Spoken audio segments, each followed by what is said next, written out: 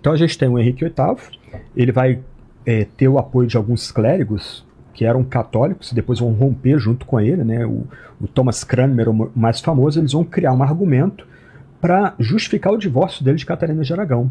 Só que, por causa de pressões políticas, o divórcio não é aceito. Então o que o Henrique VIII faz? Ele vai, junto com esses clérigos, romper com a Igreja de Roma. E um argumento, né, é que a Igreja da Inglaterra é uma igreja tão antiga quanto a Igreja de Roma.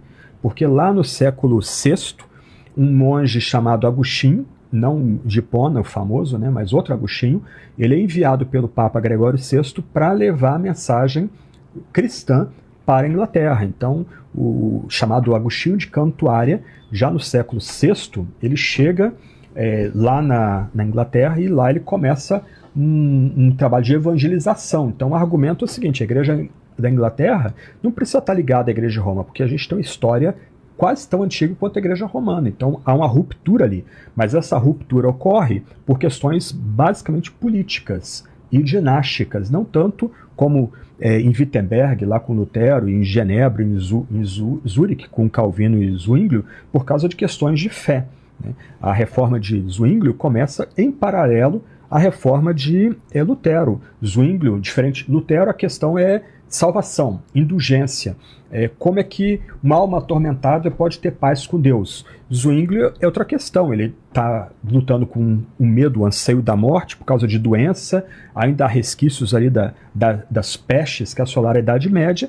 E no meio de uma doença, ele começa a ler o Novo Testamento grego lá de Erasmo de Roterdã, e ele vai chegar à fé dessa forma, né? Então é uma peregrinação paralela à de Lutero.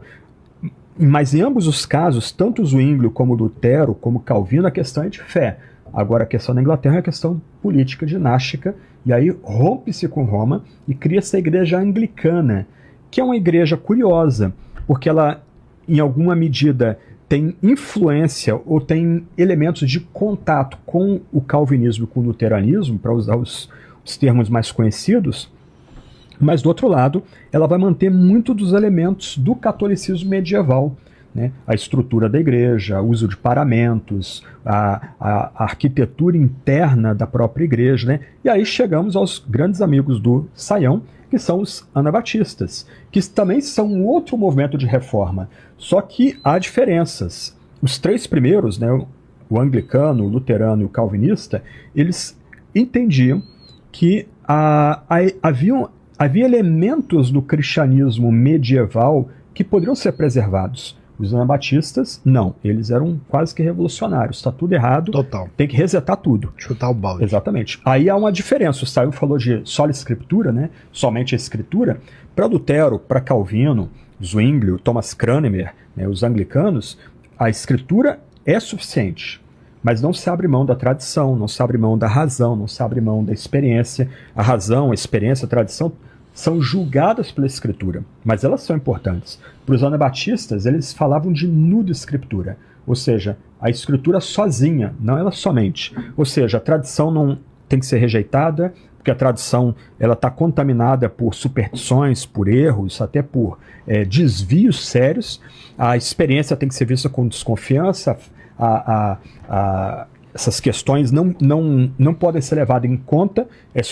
A escritura sozinha é que é a base de fé da igreja. Então, os anabatistas vão ter até uma desconfiança de questões mais dogmáticas, mais elevadas de teologia. O que eles queriam era um cristianismo prático, autêntico e de total ruptura com todo o cristianismo anterior. Para eles, a igreja está recomeçando, né, a um salto quântico, né, da igreja do Novo Testamento para a igreja dos anabatistas do século XVI.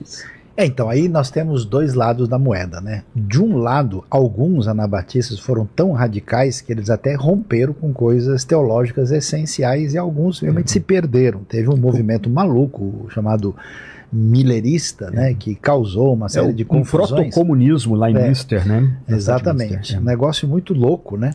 Mas, de modo geral, o movimento com gente como Felix Manz, Konrad Graber, Menno Simons, o Jacob Rutter, né, foram movimentos que disseram o seguinte: pessoal, olha, a coisa está tão distante da referência original de Jesus e os apóstolos que a gente tem que começar de novo. E aí o que acontece nesse ambiente? Primeiro Anabatista e depois naquilo que vai dar origem às igrejas batistas, né? Que vão ter um pouco de expressão no ambiente alemão, mas mais começa, o que nós temos aqui como herança começa na Inglaterra, passa pela Holanda, vai e se desenvolve muito nos Estados Unidos. Grande parte do que se tornou os Estados Unidos tem muita influência dessa cabeça batista, e é uma das principais denominações cristãs do mundo. E o que acontece nesse ambiente? A diferença fundamental é o seguinte: de fato, a gente entende e considera até a importância do estudo da tradição teológica antiga, mas a gente fica só com a Bíblia. Até hoje, uma igreja batista diz, olha, você tem uma confissão de fé? Tenho. As igrejas têm confissões de fé um pouco diferentes umas das outras. E elas dizem, a Bíblia é a nossa única regra de fé e prática. E aí surge uma coisa interessante, as igrejas batistas não têm papa ou líder principal. Não existe, ela tem um presidente que é necessariamente trocado de cada 2 anos. E não dá para você ter reeleição e ficar lá o tempo todo. Segundo, as igrejas elas estão unidas não por uma central, elas estão unidas por associação. Elas estão interligadas como quem faz parte de um vínculo de parceria e de amizade, não existe um controle. Por isso que é curioso, você vai numa igreja batista e em outra, elas são diferentes por causa da liberdade do indivíduo. Quem é que é o poder máximo da igreja? Não é o pastor, não é a liderança, é a assembleia. Isso está no estatuto. Então você tem mecanismo que o pessoal diz, nós estamos aprendendo a democracia. Pois os batistas descobriram ela 500 anos atrás. Século XVII. E curioso saber que boa parte desses anabatistas e até batistas foram perseguidos até por outros protestantes. Porque um princípio fundamental é não se mistura política com religião.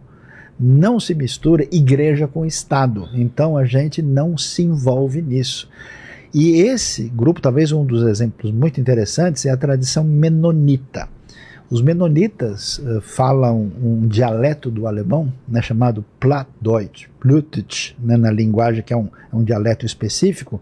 Eles foram muito significativos na história da Holanda, ainda tem uma tradição na região nordeste da Holanda, em Witmarsum, e foram convidados para trabalhar na Rússia por Catarina II, e fizeram porque eram os melhores agricultores que se conhecia. Quando chegou... Foram para a região da Ucrânia, né? Da Ucrânia e da Sibéria, e da Rússia mesmo.